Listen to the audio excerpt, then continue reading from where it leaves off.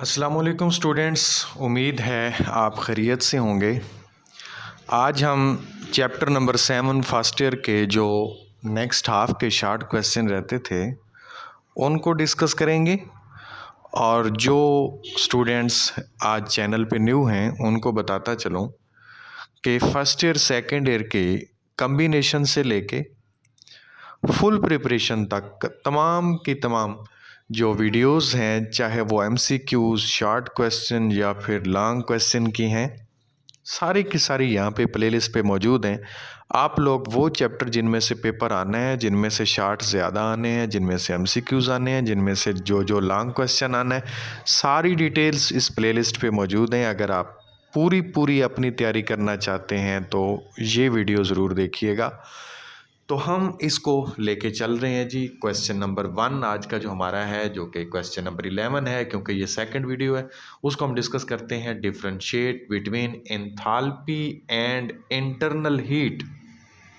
Enthalpy और internal heat के दरमियान में वो कहता है कि डिफरेंस लिखें। तो बेटा, इंटरनल एनर्जी जो आपके पास है वो होती है टोटल एनर्जी जो कि सिस्टम की होती है, और ये sum of the kinetic energy and potential energy होती है सिस्टम की जो होती है हमारे पास। इसलिए हम इसको मैथमेटिकली लिख सकते हैं E = K.E + P.E, और इसको हम डिनोट करते हैं E से, सिंपल हम इंटरनल एनर्जी को। लेकिन जो हमारे पास एंथैल्पी होती है, ये मैं फर्स्ट हाफ के अंदर भी डिस्कस कर रहा था आपसे। अगर तो आप वहाँ से कर लें तो भी ठीक है, अदरवाइज यहाँ भी बता रहा हूँ कि it is the sum of internal energy and product of pressure and volume, जो कि सिस्टम का होता है।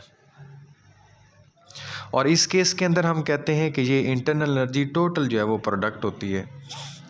और फिर मैथमेटिकली आप इसको क्या कह सकते हैं कि जी H से शो करते हैं हम, H = E + PV।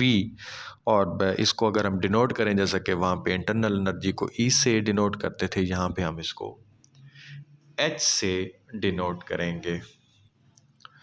नेक्स्ट बेटा, जो हमारे पास क्वेश्चन है वो है क्वेश्चन नंबर 12। और क्वेश्चन नंबर 12 में क्या पूछता है जी कि व्हाट इज़ मीट। ये मीट के आगे जो आ रहा है इसका कोई मायने नहीं है, ये टाइपिंग मिस्टेक है।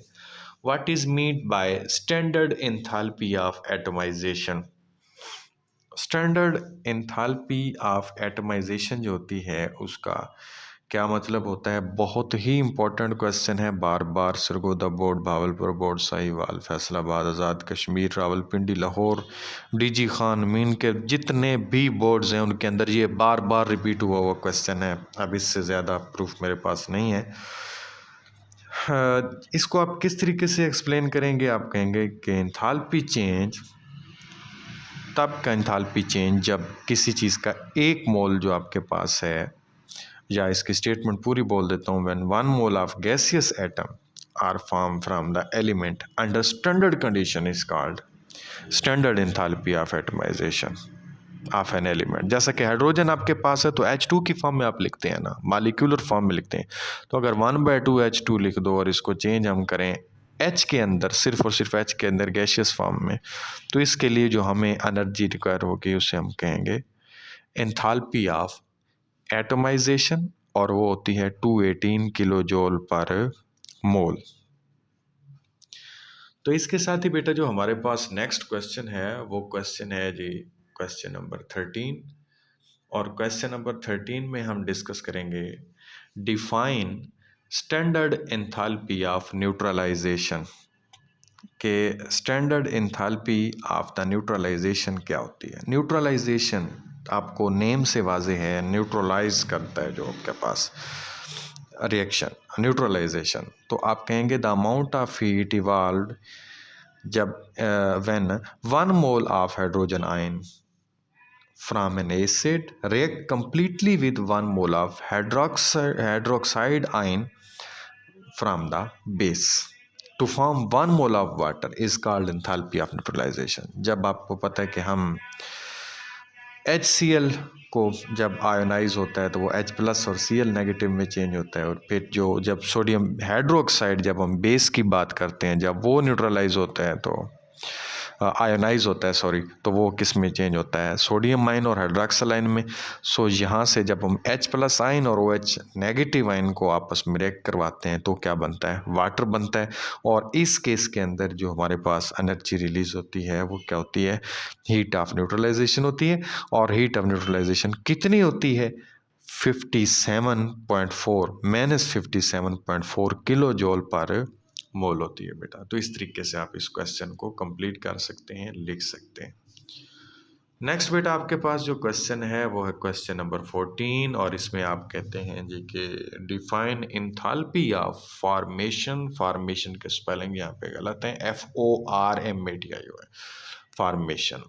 Define enthalpy of the formation.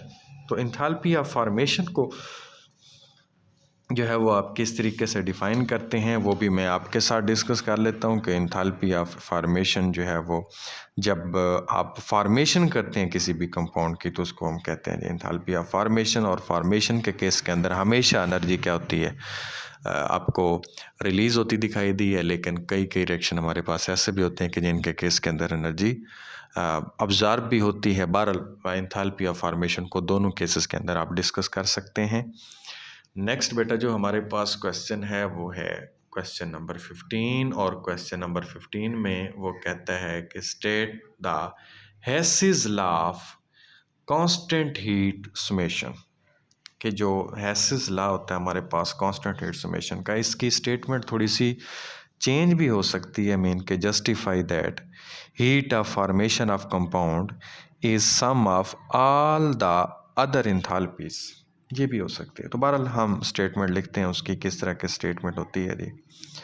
तो हम कहते हैं कि if a chemical reaction take place by different ways the net energy change is same regardless of the route by which the chemical change occurs. कोई भी रास्ता हो, कोई भी रूट हो, उसका कोई उस पर असर नहीं होता, बल्कि जो एनर्जी चेंज होती है आपके पास वो क्या होती है, सेम होती है।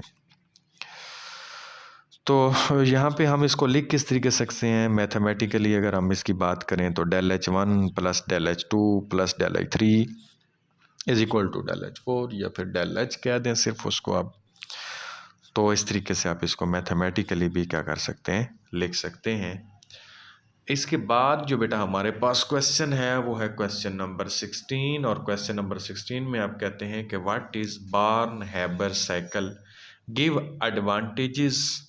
इसके एडवांटेजेस भी वो कहता है कि बताएं। तो ये काफ़ी इम्पोर्टेंट क्वेश्चन है जो कि बारहा आपके बोर्ड के अंदर आ चुका है, आपने इनको अच्छे तरीके से करना है। तो देखते हैं जी इस क्वेश्चन में क्या आपने लिखना है कि the sum of energy changes for a close cyclic process is zero. वो क्या होता है जी, आपके पास ज़ीरो होता है।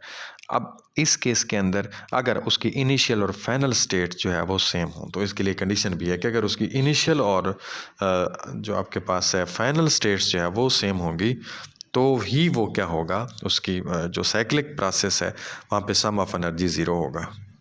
बार्न-हैबर साइकिल किस चीज़ के लिए यूज़ होता है, ये यूज़ होता है लेटेस्ट एनर्जी को फाइंड करने के लिए। ख़ास तौर पे आयनिक्स जो क्रिस्टलाइन सॉलिड है ना, उनकी जो लेटेस्ट एनर्जी है उसको फाइंड करने के लिए हम इसको क्या करते हैं, इस्तेमाल करते हैं। तो बेटा इसके बाद जो हमारे पास नेक्स्ट क्वेश्चन है वो है क्वेश्चन नंबर 17। क्वेश्चन नंबर 17 में क्या पूछता है, वो कहता है state first law of thermodynamics and Hess's law. तो फर्स्ट लॉ ऑफ थर्मोडायनामिक्स मैं आपको पीछे बता चुका हूँ, लेकिन यहाँ पे थोड़ा सा और सेंस में क्वेश्चन आया हुआ है कि उसने जो साथ में ये हेसिस लॉ का डिस्कस किया है ना, तो ये कुछ और ही पूछ रहा है। तो ख्याल करना है आपने इस क्वेश्चन में आके कि ये दोनों तरीक़ों से क्वेश्चन आता है, तो आपने इसमें ना तो कंफ्यूज होना है और ना ही गलत लिख के आना है। वहाँ पे कोशिश करनी है कि इसको आपने अच्छे से इसको सॉल्व करना। तो फिर बेटा इसका जो हमारे पास है जी नेक्स्ट क्वेश्चन, वो यही क्वेश्चन पहले इसको तो डिस्कस कर लें, बाद में हम नेक्स्ट पे चलेंगे। तो आपने फर्स्ट लॉ ऑफ थर्मोडायनामिक्स के लिए भी आपने क्या कहा था, energy can neither be created nor destroyed although it can be change from one form to another form. तो इस केस के अंदर आप ये भी कह सकते हैं कि the energy of the system and surrounding is conserved. बस यूँ भी लिख देंगे तो ये भी आपका क्वेश्चन अच्छा हो जाएगा, लेकिन आपने उसको जो है वो ख़ास तौर पे लिखना है लाजमी। हेसिस लॉ जो आपके पास है उसको भी तो आप इस तरीके से ही देखते थे कि if a chemical reaction take place by different ways the net energy change is same, कोई फ़र्क नहीं पड़ता, not destroyed not created, regardless of the route by which the chemical reaction change. तो ये दोनों आपने डेफिनेशन यहाँ पे लिखनी है, तो ये आपका क्वेश्चन जो है वो कंप्लीट हो जाएगा। नेक्स्ट बेटा आपके पास क्वेश्चन है question number 18, draw fully labelled Born जो हैबर साइकिल है for the formation of NaCl। तो ये बार्न हैबर साइकिल, एक तो आप बुक में वो रिएक्शन लिखे हुए हैं ना, रिएक्शंस के साथ नीचे एक छोटी सी डायग्राम भी है जिसमें वही रिएक्शन स्टेप बाय स्टेप लिख के तो एक डायग्राम बनाई हुई है। तो वो फुली लेबल्ड, आपने जब वो रिएक्शन उसके अंदर लिखने हैं तो वो फुली लेबल्ड हो जाएगी, तो वही आपने बना देना है। तो ये आपके पास 2 नंबर का शॉर्ट क्वेश्चन भी आता है। तो बेटा इसके बाद जो आपके पास क्वेश्चन है वो है क्वेश्चन नंबर 19, और क्वेश्चन नंबर 19 में वो क्या कहता है जी, डिफाइन टर्म जॉल। वो कहता है कि जॉल क्या होता है जी, इसको आप एक्सप्लेन करें। तो अभी मैं आपसे डिस्कस कर रहा था जॉल के बारे में कि जॉल क्या होता है। जब हम वर्क की बात कर रहे थे तो वर्क के केस के अंदर मैंने यहाँ पे आपके साथ इस चीज़ को डिस्कस किया था। तो आप यही सेम चीज़ यहाँ पे लिख सकते हैं जॉल को, या फिर अगर मुझे कहते हैं तो मैं दोबारा आपको बता देता हूँ कि 1 joule is equal to the work done when a force of 1 newton moves the object through 1 metre in direction of acting force. तो ये स्टेटमेंट भी आप यहाँ पे इसके लिए लिखेंगे कि ये कौन सी स्टेटमेंट होती है, किस तरीके का। जो आपके पास 1 कैलोरी होते हैं ना, 1 कैलोरी, उसको अगर आप चेंज करना चाहें ना जॉल के अंदर, तो कितने जॉल्स होते हैं उसके अंदर, तो 4.184 जॉल्स होते हैं। ये MCQs भी आ सकता है, तो आपने इसको अच्छे से कर लेना है, MCQs भी आपका कवर हो जाएगा। नेक्स्ट बेटा आपके पास जो क्वेश्चन नंबर 20 है, क्वेश्चन नंबर 20 में क्या कहता है, prove that internal energy is a state function. अच्छा, वो कहता है कि इस चीज़ को आप प्रूव करके बताएं, जो आपके पास इंटरनल एनर्जी होती है जिसकी मैं अभी बात कर रहा था आपसे, तो वो क्या होती है जी, वो एक स्टेट फंक्शन है। इसको आपने प्रूव करना है, तो आप इसकी स्टेटमेंट भी बहुत अच्छे से लिख सकते हैं। सिंपल है कि स्टेटमेंट जो आपके पास है वो मैक्रोस्कोपिक प्रॉपर्टी होती है सिस्टम की, जिसकी डेफिनेट वैल्यूज़ होती हैं इनिशियल और फाइनल, ये मैं आपको पीछे भी बता चुका हूँ। तो जो एनर्जी है ना आपके पास, एनर्जी सिस्टम की जो एनर्जी है, तो आपको पता है कि वो स्टेट फंक्शन है, E1 E2 के फॉर्म के अंदर हम लिखते हैं। तो इस केस के अंदर हम कहते हैं जी कि ये हमारे पास स्टेट फंक्शन होती है। इसको हम प्रूव भी कर सकते हैं, इसकी इक्वेशन भी यहाँ पे आप लिख सकते हैं कि डेल E जो आपके पास है उसको हम लिख सकते हैं E2 माइनस E1। तो इस केस के अंदर ये क्वेश्चन भी प्रूव हो सकता है। ये आपके बुक में भी क्वेश्चन दिया गया है, इसको गौर से पढ़ लीजिएगा। तो इसके बाद बेटा आपके पास क्वेश्चन कोई नहीं है, बल्कि ये लास्ट ही क्वेश्चन था। तो आपके ये क्वेश्चन कंप्लीट हो चुके हैं चैप्टर 7 का। अगर आप फर्स्ट हाफ के क्वेश्चन करना चाहते हैं, वेरी इंपॉर्टेंट क्वेश्चन करना चाहते हैं, तो ये मैं आपको जो है इसके डिस्क्रिप्शन में मैंने दे दी हैं, आप यहाँ से देख सकते हैं। और इसके अलावा अगर बाकी कम्बिनेशन में जितने भी चैप्टर हैं उनके अगर आप शॉर्ट क्वेश्चन, लॉन्ग क्वेश्चन और उसके साथ साथ MCQs करना चाहते हैं, तो वो भी मैंने जो है वो डिस्क्रिप्शन के अंदर दे दिए हुए हैं, आप वहाँ से उनको ले सकते हैं और अच्छे से अपनी तैयारी कर सकते हैं। नेक्स्ट वीडियो तक के लिए इजाज़त दीजिए। अस्सलामु अलैकुम वरहमतुल्लाहि वबरकातुहू।